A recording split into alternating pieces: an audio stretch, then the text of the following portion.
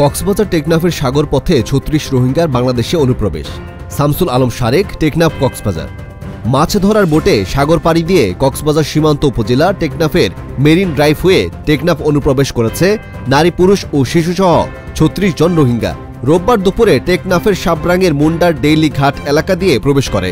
তারা এখন বিজিবির হেফাজতে রয়েছে। তাদের ফেরত পাঠানো হবে বলে জানিয়েছেন বিজিবি। এদের মধ্যে ৫ নারী, ১০ শিশু, ২১ পুরুষ রয়েছে। বিষয়টি নিশ্চিত করে টেকনাফের স্থানীয় ইউপি সদস্য মোহাম্মদ সেলিম বলেন, মেরিন ড্রাইভের মুন্ডারডেইল ঘাট দিয়ে একটি ট্রলারে নারী, শিশুসহ ৩৬ জন রোহিঙ্গা অনুপ্রবেশ করেছে। তারা এখন বিজিবির হেফাজতে রয়েছে। এছাড়া বাহারছড়া ঘাট দিয়ে আরও একটি রোহিঙ্গা বোঝাই বোট সাগরে ভাসছে বলে জানা গেছে। ৪ দিন সাগরে ভাসমান থাকা মোহাম্মদ আলম জানান, আকিয়াবের পূর্বে নাসং এলাকায় আমাদের গ্রাম।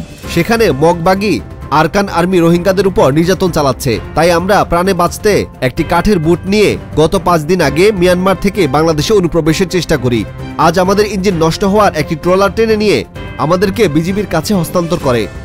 একই এলাকার রোহিঙ্গা জাহের আলম বলেন, আমাদের এলাকায় ৫টি মুসলিম গ্রাম আছে। সেখান থেকে জোরপূর্বকভাবে ধরে নিয়ে অস্ত্র প্রশিক্ষণ করাচ্ছে এবং রোহিঙ্গাদের দিয়ে জান্তার বিপক্ষে দাঁড় করাচ্ছে। যদি মগবাগির দলে যোগ না দিলে অমানসিক নির্যাতন চালায়। মূলত রোহিঙ্গাদের ব্যবহার করছে আরাকান আর্মি। যুদ্ধ করার চেয়ে বাংলাদেশে মরলে ভালো হবে, তাই বাংলাদেশে চলে আসি। টেকনাফ উপজেলা নির্বাহী কর্মকর্তা ইউএনও মোহাম্মদ এহসান উদ্দিন বলেন, রোহিঙ্গা অনুপ্রবেশের বিষয়টি শুনেছি, এ বিষয়ে খোঁজখবর নেওয়া হচ্ছে।